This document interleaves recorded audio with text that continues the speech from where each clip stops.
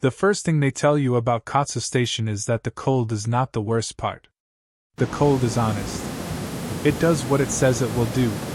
It freezes the metal door handles to your gloves.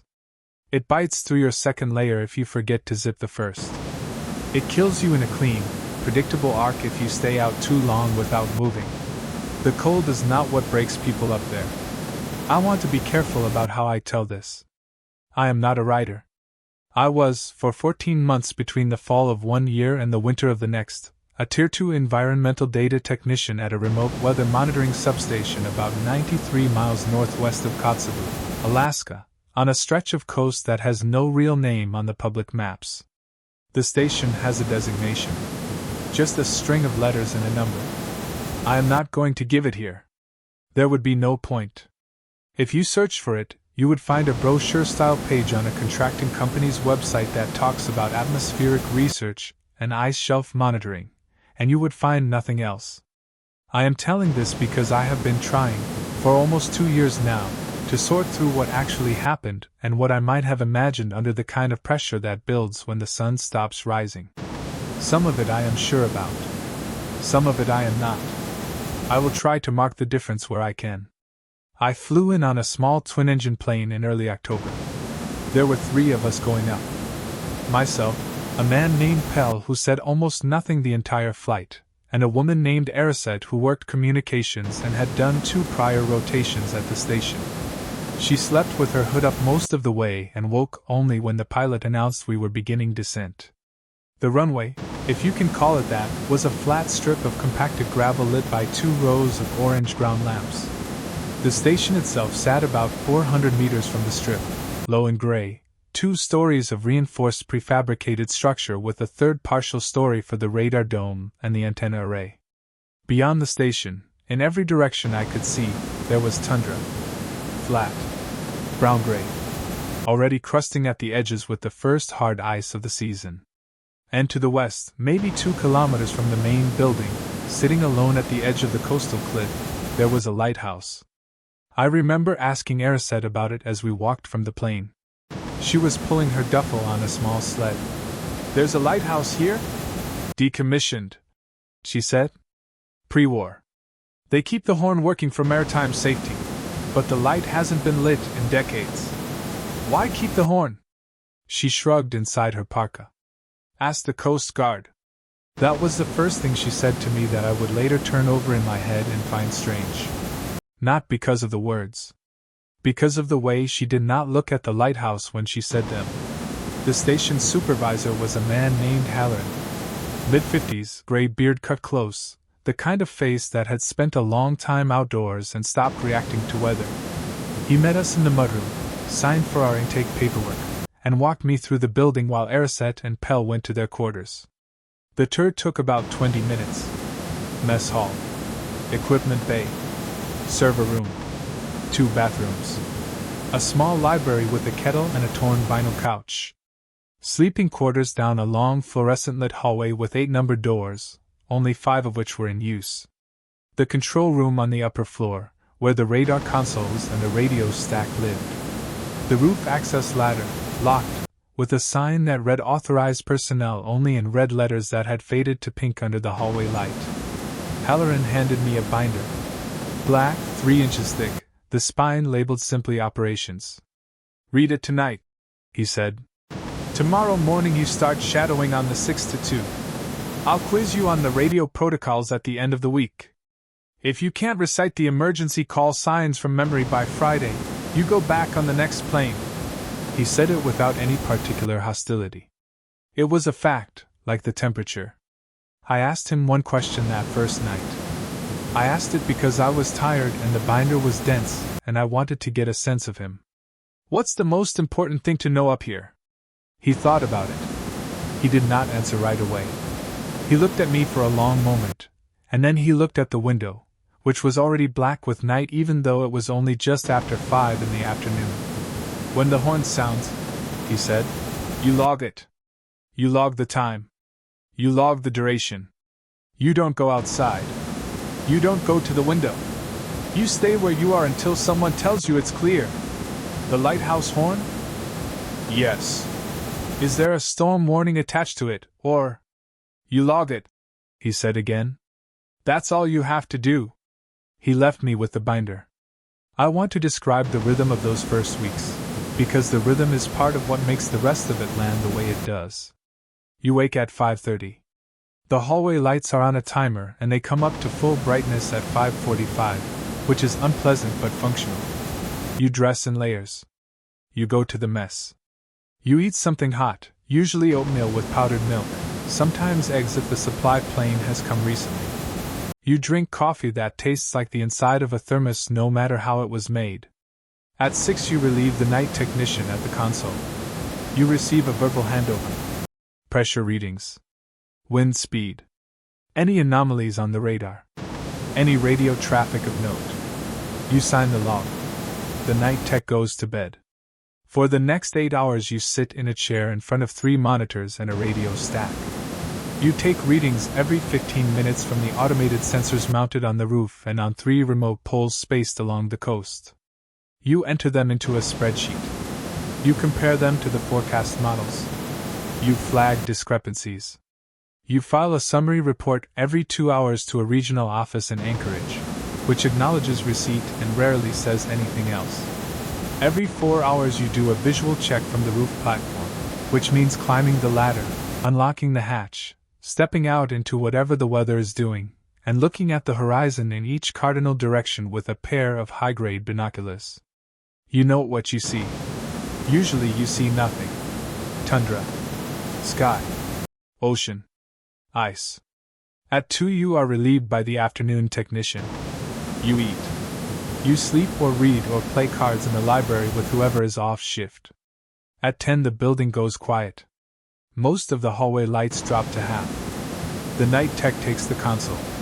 You sleep. That is the job. That is the entire job on paper. The first thing I noticed that did not fit, I noticed in my 3rd week. I was filing the 2-hour summary on a Tuesday afternoon. There had been a small pressure drop over the previous 6 hours, and the wind had picked up to about 30 knots out of the northwest, and there were some interesting cloud formations on the western radar that I thought were worth flagging. I wrote up the summary, attached the relevant data, and submitted it to Anchorage. About 40 minutes later, the regional desk sent back a confirmation. Standard template. Received, logged, no action required. But when I went into the shared archive that evening to look at the prior week's summaries, I was trying to compare a pressure trend. I noticed that 2 of my submissions from the previous Thursday were not there. I checked my outbox. They had sent. I had the timestamps. I checked the archive again. Not there. I asked Aracet about it the next morning over coffee. She was the comms specialist. If anyone would know about a sync issue, it would be her. She listened. She nodded. She said, "What time were the readings for?" I told her. Around 2 in the morning and around 4 in the morning. Both during a small weather event that had come through overnight while I was off shift. She looked at her coffee for a moment. Then she said, "Sometimes the regional archive prunes redundant data. If the storm wasn't classified, the readings might have been folded into the daily average. They weren't redundant. They were anomalous. That's why I flagged them. Then they'll come back into the archive on the next sync." She drank her coffee. She did not look at me while she said it. After a moment she added, very quietly, "Don't pull them up again. If they're gone, they're gone. Let it go." I almost asked her what she meant. I did not. Something in the way she said it made me feel like I had walked into a conversation I was not supposed to be part of yet. I let it go. I went to my shift. The readings did not come back. The second thing I noticed about a week after that. There was a procedure in the binder, on page 140-something, labeled Secondary Shelter Protocol. I had skimmed it during my first read and not paid much attention, because the binder was full of procedures for things that almost never happened. Aircraft emergency landings. Medical evacuations. Fire in the server room. The secondary shelter protocol described a small reinforced room on the lower level of the station. I had not realized there was a lower level. Access through a hatch in the equipment bay. The protocol said that in the event of a Category 3 atmospheric event, all personnel were to gather in this room and remain there until an all-clear was given by the supervisor. I asked Halloran what a Category 3 atmospheric event was. He was filling out a logbook at the console. He did not look up. "You'll know when you hear the horn," he said. "The lighthouse horn?" "Yes." "So the horn is the signal." "The horn is the signal." "How often?" "Not often," he said.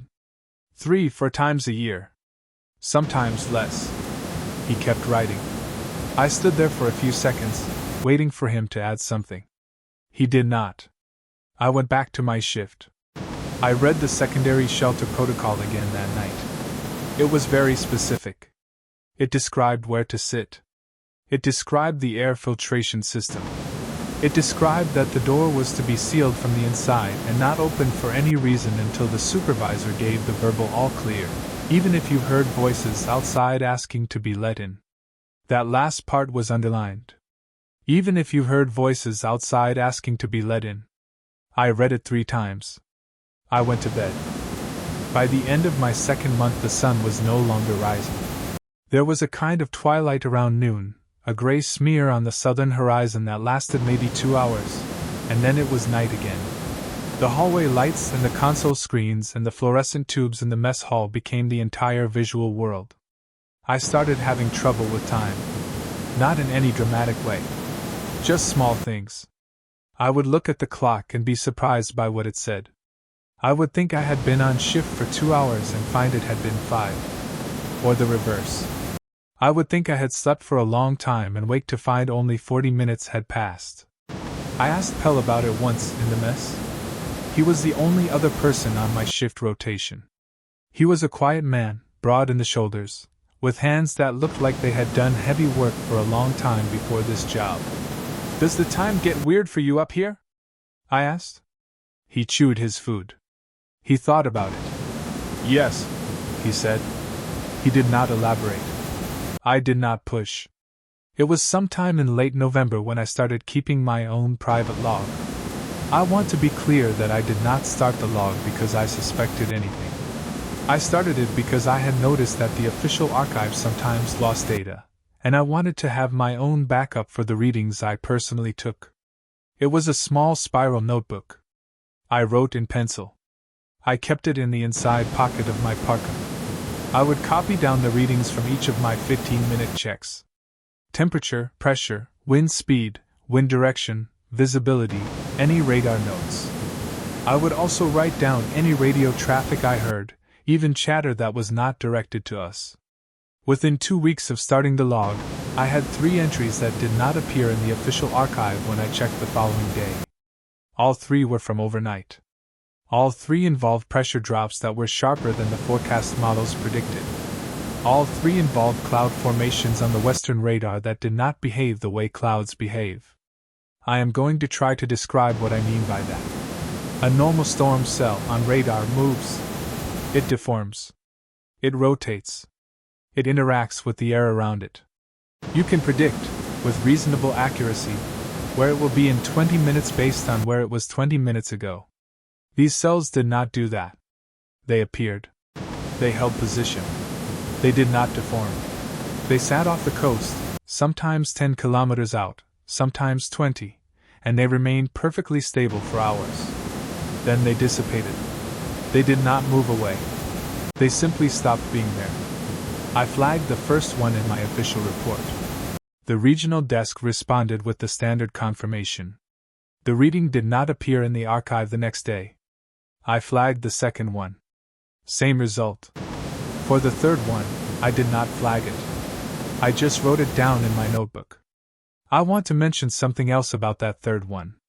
While it was sitting off the coast, around 3 in the morning, the radio stack picked up a transmission on the Marine Emergency Channel. The voice was male, slow, very calm. It said a string of numbers that did not match any call sign I knew. Then it said in English, "We are not under power. We are not under power. Position unknown." I tried to respond. The radio did not transmit. I checked the equipment. The transmitter was functional. It simply would not send. The voice repeated the same sentence 3 more times, at intervals of about 90 seconds. Then it stopped. The radar cell dissipated about 40 minutes later. I wrote it all down in my notebook. I did not mention it to anyone. The next morning Aracet asked me how my shift had been. I said it had been quiet. She looked at me for a moment longer than she needed to. Then she nodded and went to get her coffee. I want to say here that I do not think Aracet was hiding anything from me out of malice. I think she had been there long enough to know what could be said and what could not, and I think she was trying, in her own way, to give me time to figure it out. That was the impression I had then. I still have it now. In early December I had my first encounter with the horn. I was on the 6 to 2 shift. It was around 11 in the morning. The twilight was at its weak peak, just enough gray on the southern sky to make the snow visible outside the windows. The wind had been moderate all morning, maybe 20 knots, and the radar was showing a slow-moving front coming in from the northwest. Nothing remarkable. I had filed the 8 o'clock summary and the 10 o'clock summary without anything to flag. The horn started at 11:07. It is hard to describe the sound of a marine fog horn from 2 kilometers away in a place where there are no other sounds. It is low. It is long. It is not loud in the way a siren is loud. It is loud in the way that thunder is loud, which is to say that you feel it in your chest before you understand it with your ears. It sounded for about 6 seconds. Then silence. Then again, for about 6 seconds. Then silence. I logged the time. I logged the duration. My hand was steady. I was proud of that later, when I thought about it.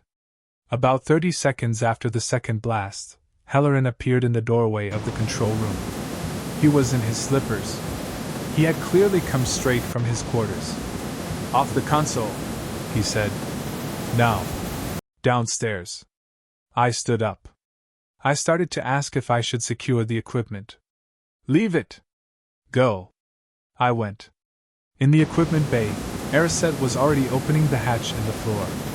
Pell was behind her, holding a flashlight even though the lights were on. The night technician, a woman named Vass whom I had barely spoken to, came down the hallway pulling on a sweater. She had been asleep. We climbed down a metal ladder into a room about the size of a small bedroom. Concrete walls. A bench along one side. A ventilation grill in the ceiling. A small radio handset mounted on the wall, with a printed label that read "Supervisor Use Only." Halloran came down last. He pulled the hatch closed above him. He spun a wheel that engaged what sounded like several heavy bolts. He sat down on the bench. We sat there in silence. I want to describe the silence specifically. It was not a tense silence. It was a familiar one. Everyone except me seemed to know exactly what was expected of them. Aracet had her hands folded in her lap. Pell was looking at the floor. Vass had closed her eyes and seemed to be either praying or going back to sleep. Halloran was watching the radio handset on the wall. The horn sounded again, distantly, through the concrete and the snow and the ground. I felt it more than heard it. After what I would later confirm from my watch was 43 minutes, Halloran stood up and unlocked the hatch and climbed out. He told us to go back to our duties. He did not say anything else. I went back to the console. The radar screen was clean. The front from the northwest had dissipated. According to the timestamps on the automatic logs, there had been no significant weather event during the time we had been downstairs. The official archive, when I checked it the next morning, contained no record of anything unusual happening on that date. My personal notebook, which I had been carrying in my parka pocket the entire time, contained a single entry I did not remember writing. It said in my handwriting in pencil, "Don't look at the western window." I do not remember writing it. I have looked at the handwriting many times. It is mine. After that day I started paying attention to the western window. The control room had 4 windows, one on each wall, all of them small and reinforced. The western window looked out toward the lighthouse and the coastal cliff and the ocean beyond. In daylight, when there had been daylight, you could see all 3. In the dark of full winter, you could see only the lighthouse, which was visible because of the snow-reflected starlight when the sky was clear, and which was invisible when the weather closed in. I did not look at the western window during weather events.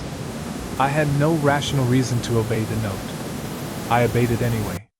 I started noticing other small things. I noticed that Pell, when he was on shift, always sat in the chair that faced away from the western window. When I was on shift with him, he would gently rotate my chair as he passed if I had left it facing west. He would do this without comment, as if it were a courtesy, like closing a door someone had left open.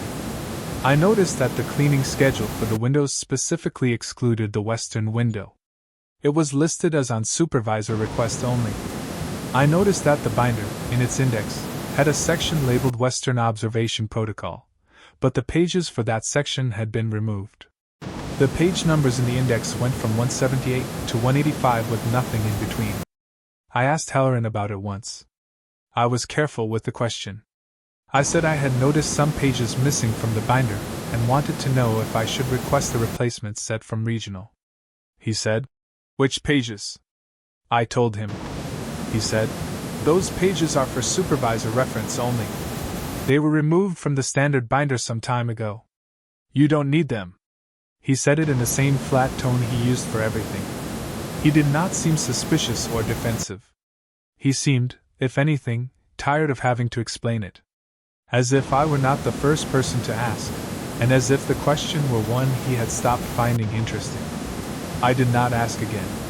In mid-December the radio started doing something new. It started at the edges of weather events. Not during the events themselves, but in the hour or two before them, when the pressure was beginning to drop and the radar was beginning to show those stationary cells offshore. What it did was this: it would carry voices that should not have been on the channels they were on. The Marine Emergency Channel would carry what sounded like aviation chatter, the cadence, and the call signs of pilots talking to towers. The aviation channels would carry what sounded like marine traffic, ships hailing each other in the slow, formal language of bridge officers. The internal station channel, which only the four of us used and which had a range of maybe 500 meters, would carry voices in languages I did not recognize, speaking slowly, with long pauses. None of the voices ever said anything that seemed directed at us. None of them ever acknowledged a response. The signals were not strong enough to be tracked to a source, and they did not behave like any kind of interference I had been trained to identify. I asked Ariset about it. She was the comms specialist. This was her domain. She listened to me describe it. She nodded the whole time. When I was finished, she said, "Don't write it down in the official log. Write it in your notebook if you want. Don't put it in the log." I stared at her. "How do you know about the notebook?" I said. She looked at me with an expression I had not seen on her before. It was not surprised. It was not angry. It was something softer than that. Almost sad. "Everyone keeps a notebook," she said. Eventually, she turned back to her console. I want to be honest. That was the first moment I felt afraid. Not of any specific thing. Just afraid, in a general way, of where I was and what I was a part of. The memory inconsistencies started getting worse in late December. I would finish a shift and not remember the last hour of it. The logs would be filled in my handwriting, with accurate readings. But I would not remember taking them. I would not remember sitting in the chair. I would go to sleep and wake up wearing different clothes than the ones I had gone to bed in. The clothes I had been wearing would be folded on the chair in my room. I do not fold my clothes. I have never folded my clothes. I would walk down the hallway to the mess and find that I was already in the mess, sitting at a table, eating something, with no memory of having walked there. I started keeping the notebook on me at all times. I started writing in it constantly. Timestamps. What I was doing. What I was thinking. Whether I felt like myself. I read back through the notebook one night, sitting on my bunk, and I found 3 more entries I did not remember writing. All 3 were in pencil, in my handwriting. They said, "The horn is a warning to us, not to them. The lighthouse does not light because what it would light would see us. Pell has been here longer than he says he has." I closed the notebook. I put it under my pillow. I sat with my back against the wall and watched the door of my room until the hallway lights came up at 5:45. I did not sleep. The storm came in the second week of January.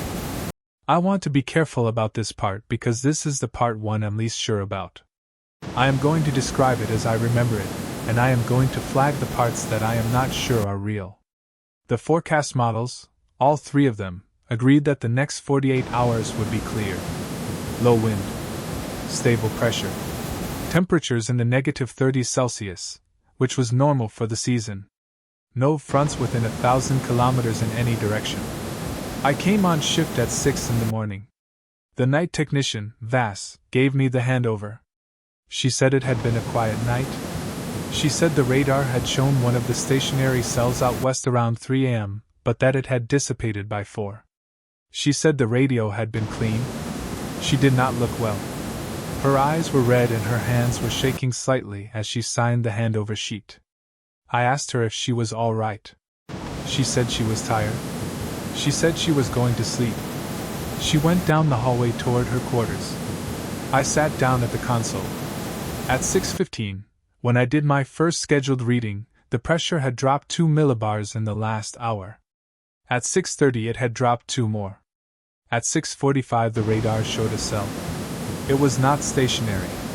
It was moving. It was moving toward us. I want to describe the cell. It was approximately 40 kilometers across. It was perfectly circular. It had no internal structure. On the radar it appeared as a uniform disk, the same density throughout, which is not how storms appear. Storms have bands. Storms have cores. This had neither. It was moving toward the coast at approximately 11 kilometers per hour. At that speed it would reach the station in just under 4 hours. I filed a report to Regional. I described the cell. I included the radar image. I requested guidance. Regional responded within 5 minutes. The response was a single sentence. It said, * acknowledged. Initiate Category 3 protocol at supervisor discretion, *. I went to get Halloran. He read the report at the console. He looked at the radar. He did not say anything for a long time. Then he said, Wake Pell. Wake Ariset. Wake Vass. Tell them to gather their personal kits. Tell them we are going down in 1 hour. 1 hour? It's not for another 4. We go down in 1 hour, he said. We do not wait for the horn. The horn. The horn is not always early enough, he said. He went to his quarters to get his own kit. I sat at the console for a moment. I watched the radar. The cell was still moving. It had not deformed. It had not slowed. It was the most perfect circle I had ever seen on a radar screen. I went to wake the others. Vass would not wake up. I knocked on her door. There was no answer. I opened it. She was on her bunk, fully clothed, her eyes open, staring at the ceiling. She was breathing. Her pulse, when I checked it, was steady. She would not respond to her name. I went to get Halloran. He came to her room. He looked at her. He felt her pulse. He pulled a flashlight from his pocket and shone it in her eyes. Her pupils contracted normally. He said, Help me carry her. We carried her down to the shelter room. Ariset and Pell were already there. They did not ask what was wrong with Vass. They helped us settle her on the bench. Ariset put a folded blanket under her head. Halloran sealed the hatch. That was at 7:52 in the morning. I am going to describe what the next several hours were like, as best I can. The shelter room had no windows. It had one bare bulb in the ceiling, which was on a separate circuit from the rest of the station and powered by a battery system that Halloran had checked before sealing the hatch. It had the ventilation grill. It had the bench. It had the supervisor's radio. We sat. We waited. The first horn blast came at 9:18. It was muffled by the concrete but clearly audible. We all looked up, by reflex, at the ceiling. Then we looked down again. The second blast came at 9:24. After the second blast, the bulb in the ceiling dimmed. not flickered. Dimmed. It went down to about half its normal brightness, and stayed there. Halloran looked at it but did not say anything. The horn continued at intervals of approximately 6 minutes for what my watch told me was the next 2 hours. Erisette took out a deck of cards at some point and laid out a game of solitaire on the bench beside her, very slowly, very methodically, but she did not actually play it. She just laid out the cards and looked at them. Pell sat with his hands on his knees and his eyes closed. Vass continued to stare at the ceiling. Her eyes did not blink. I tried not to look at her. At 11:40, the horn stopped. We waited. At 12:15, the bulb in the ceiling came back up to full brightness. At 12:20, the supervisor's radio crackled in a voice, male, distant, very tired, said a string of code that I did not recognize. Halloran picked up the handset. He responded with another string of code. The voice on the other end said, "Clear." Halloran put down the handset. He stood up. He unsealed the hatch. He said, "Back to your duties." When I climbed up into the equipment bay, the air was different. It is hard to describe how. It smelled faintly of ozone, the way the air smells after a lightning strike, except that no lightning strike had happened. The fluorescent lights in the bay were on, but they had a slight flicker, a steady pulse at maybe 2 Hz, that I had not noticed before. I went up to the control room. I looked at the radar. The cell was gone. There was no record on the automatic logs of the cell having been there. The pressure readings for the last 6 hours, when I pulled them up, were flat. There was no drop. There was no recovery. There was simply a steady, unchanging pressure for the entire morning. I checked my notebook. The notebook had entries from earlier in the morning, including my readings of the pressure drop, and my handwriting, in pencil. I went to the western window. I did not mean to. I had been avoiding the western window for over a month. I do not know why I went to it then. I think I wanted to confirm that the world outside was still the world outside. I looked through it. The lighthouse was there. It looked the way it always looked. Gray stone, narrow, with the dark band of the unlit lantern room at the top. The snow around it was undisturbed. The cliff was undisturbed. The ocean beyond was a flat black plain under a sky that was just beginning to show the gray smear of noon twilight. But on the snow, between the station and the lighthouse, there were tracks. The tracks were not footprints. They were not animal prints. They were long, shallow depressions in the snow, roughly the width of a person, spaced approximately 2 meters apart. They came from the direction of the cliff. They led directly to the western wall of the station, where they stopped. I counted them. There were 11 sets. I stood at the window for a long time. I do not know how long. When I finally turned away, Pell was standing in the doorway of the control room, watching me. He did not say anything. He came over and took my elbow, gently, and led me away from the window. He sat me down at the console. He rotated my chair so that it faced the eastern wall. He said, "Don't go back to that window today." I said, "There were tracks." He said, "I know." He went to his own station. He did not say anything else for the rest of the shift. I want to describe a conversation I had with Halloran 2 nights later. I had been unable to sleep. I had been reading through my notebook, page by page, trying to assemble a coherent picture of the months I had been at the station. I had been finding entries I did not remember writing. I had been finding gaps. Whole days for which I had no entries at all, no readings, nothing. Days I could not remember having lived through. I went to the mess at about 2 in the morning to get water. Halloran was there, sitting at one of the tables, drinking tea. He gestured to the seat across from him. I sat down. We sat in silence for a while. I think we were both deciding whether to speak. He spoke first. He said, "You're starting to put it together." I said, "I don't know what I'm putting together." He said, "That's how it works. You don't know. You just start noticing that things don't fit, and then you notice that they have never fit, and then you notice that you've been working in a place where things don't fit, and then you have to decide what to do with that." I asked him what the station was for. He did not answer the question directly.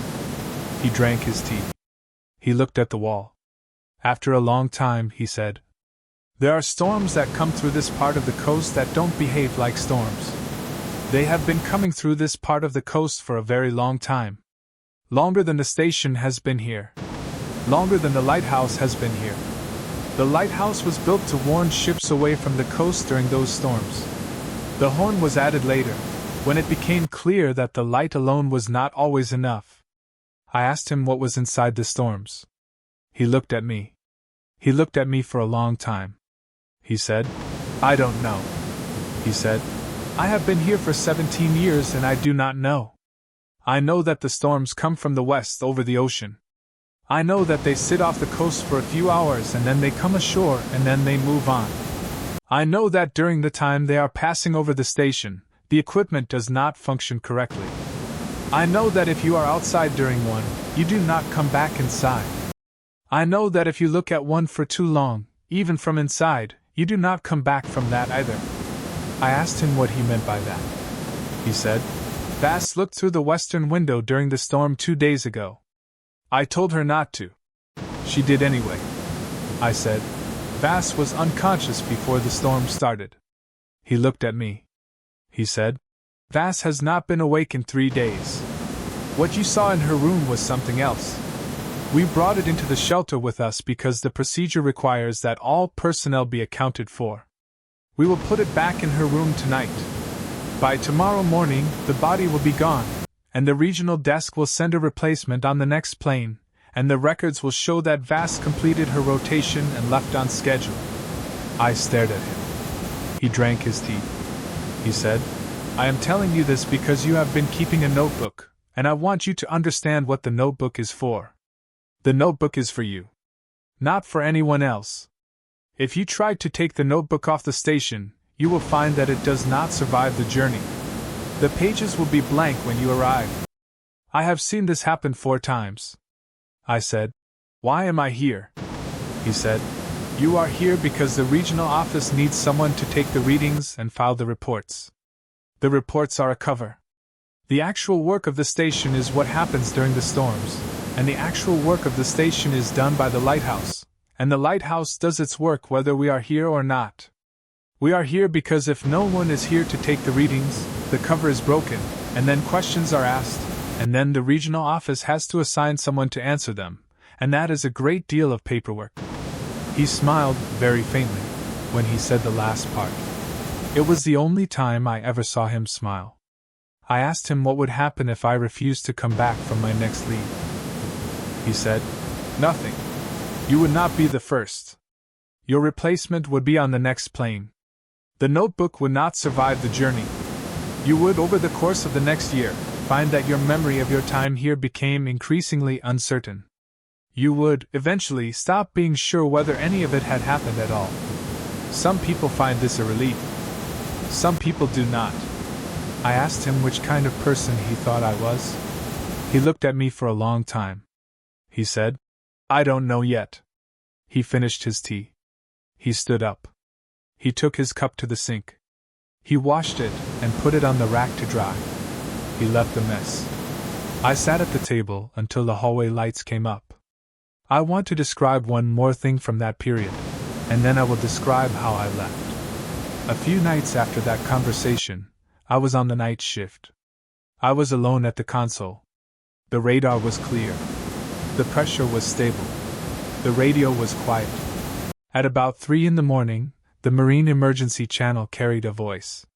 It was a woman's voice. It was calm. It said, *Kotsa Station, this is the vessel Marigold. We are approximately 12 kilometers offshore your position. We are taking on water. We have lost engine power. Request immediate assistance. I knew, even as I heard it, that there was no vessel called the Marigold offshore our position.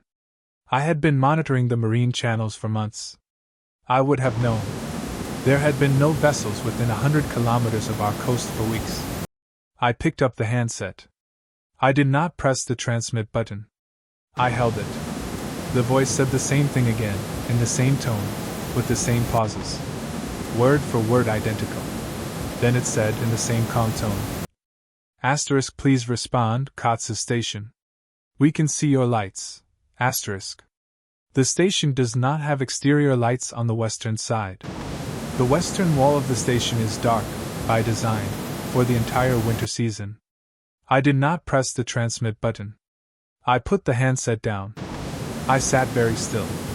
The voice said the same thing twice more, at intervals of about 90 seconds. Then the lighthouse horn sounded. I went down to the shelter. I sat there alone, because I had not woken the others. I do not know if that was the right decision. I sat there for about an hour, in the dim light of the bare bulb, listening to the horn through the concrete. When the horn stopped, I went back upstairs. The radar was clear. The radio was quiet. There was no record of the transmission in the automatic logs. In the morning, when I checked my notebook, I found that I had made an entry during the time I had been in the shelter. The entry said, "It knows my name now." I do not remember writing it. I am sure it is in my handwriting. I left the station in early March. I want to be honest about how I left. I did not quit. I did not refuse to come back. I went on my scheduled 6-week leave, which I had been due to take since February, and I simply did not return at the end of it. I called the regional office on the day I was supposed to fly back. I told the dispatcher that I was experiencing some personal difficulties and would not be able to complete my rotation. The dispatcher was polite. He did not seem surprised. He asked me to mail back my station-issued equipment when I was able. He thanked me for my service. He hung up. I never received any follow-up communication of any kind. No exit paperwork. No final paycheck reconciliation. No request for an interview. It was as if I had never worked there. My notebook, when I unpacked my bag in the small apartment I had rented in Anchorage, was blank. Every page. I had carried it on the plane in my inside pocket. I had not taken it out of the pocket during the flight. When I sat down on the bed in the apartment and opened it, every page was blank. I sat with the blank notebook in my hands for a long time. Then I started writing this account, from memory, on a different notebook that same night. I have been adding to it, and revising it, ever since. I do not know how much of what I have written is accurate. I have tried to be honest about the parts one am uncertain about. There are parts of my time at the station that I cannot remember at all, and there are parts that I remember in 2 or 3 contradictory ways. I have tried to choose, for each disputed memory, the version that seems most consistent with the other things I am sure about. I do not know if that is a defensible methodology. It is the only one available to me. I want to mention a few small things that have happened since I left, because I think they matter, and because they are the only evidence I have that any of this was real. The first thing is that I have not been able to find any public record of the station. I have searched for the designation. I have searched for the contracting company that the brochure-style page belonged to. The page is no longer online. The company does not appear in any business registry I can find. The second thing is that I tried, in the summer after I left, to contact Ariset. I had her last name from the intake paperwork. I had remembered it carefully. I could find no record of a person by that name in any state or federal database that I had access to. I could find no social media presence. I could find no phone number. It was as if she had never existed. The third thing is that, 2 months ago, I was walking through a marina in Seward, in the early evening, and I heard a foghorn sound from one of the channel markers offshore. It was a short blast, 6 seconds, followed by silence, followed by another 6-second blast. I was standing on the dock when I heard it. I stopped walking. I felt the sound in my chest before I understood it with my ears. A man was standing about 10 meters away from me, leaning on the railing, looking out at the water. He was older than me. He was wearing a parka that was much heavier than the evening required. He turned his head and looked at me. He said, "You worked up there, didn't you?" I said, "Yes." He said, "How long?" I said, 14 months. He nodded. He looked back out at the water. He said, "I did 6 years." Late 70s, early 80s. They didn't have the shelter back then.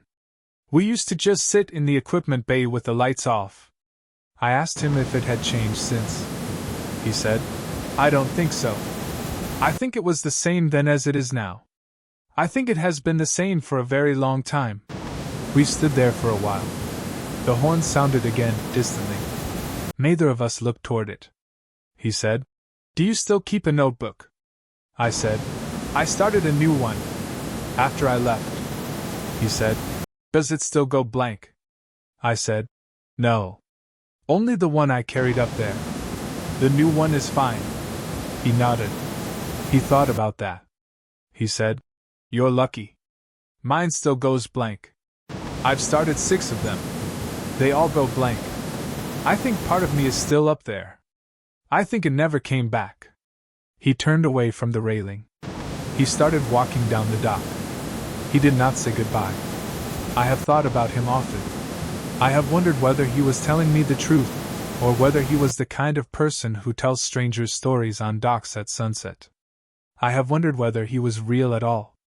I have wondered whether I am the kind of person who, after 14 months at that station, would now invent an old man at a marina to confirm what I want to believe about my own experience. I do not know. I think this is the kind of uncertainty Halloran was talking about that night in the mess. I think this is what he meant when he said that some people find it a relief. I do not find it a relief. I want to end with one last observation. About a month ago, I was reading a maritime safety bulletin online, the kind that lists vessels reported missing or overdue along the coasts of Alaska and the Bering Sea. It is a public bulletin. It is updated weekly. I had started reading it not long after I came back, for reasons I am not entirely sure I want to examine. In the most recent bulletin, there was a listing for a small fishing vessel that had been reported overdue out of Nome. The vessel was named the Marigold. The position last reported before contact was lost was approximately 12 kilometers offshore from a stretch of coast that has no real name on the public maps, about 93 miles northwest of Kotzebue. The bulletin noted that the vessel had been reported overdue on a specific date in early February. I checked my own records. The date in early February was the date I had heard the transmission on the Marine Emergency Channel. The night I had sat alone in the shelter. The night I had written, in my own handwriting, that it knew my name. The bulletin noted that no distress signal had been received from the vessel. The bulletin noted that the search had been called off after 72 hours due to weather conditions. The bulletin did not note, because the bulletin would have had no way of knowing, that the lighthouse horn had sounded approximately 4 hours before the vessel was reported overdue. I sat with the bulletin open on my screen for a long time. I thought about getting up and closing the laptop and going for a walk and not thinking about it anymore. I thought about the old man on the dock in Seward, and about how part of him had never come back, and about how I had told him that my new notebook was fine. I do not know if my new notebook is fine. I have not checked it in a few days. I am afraid to check it. I am afraid that I will find an entry, in my own handwriting, that I do not remember writing. I am going to stop writing now. I am going to put this account away. I do not know if I will publish it. I do not know if anyone will believe it. I do not know anymore if I believe all of it myself. But I want to say one thing, in case anyone reads this who is thinking about taking a contract at a remote station in the north, or who has already taken one and is starting to notice that some things do not fit. If you hear the horn, log it. Log the time. Log the duration. Do not go to the window. Do not respond to the radio. Sit where you are, in whatever room you are in, and wait. The horn is not for the ships. The ships are already gone by the time the horn sounds. The horn is for us. The horn is so that we know to look away. And if you ever find yourself standing at a window you were told not to stand at, and you see tracks in the snow that lead to the wall of your building and stop there, do not count them. I counted them. I have not been the same since.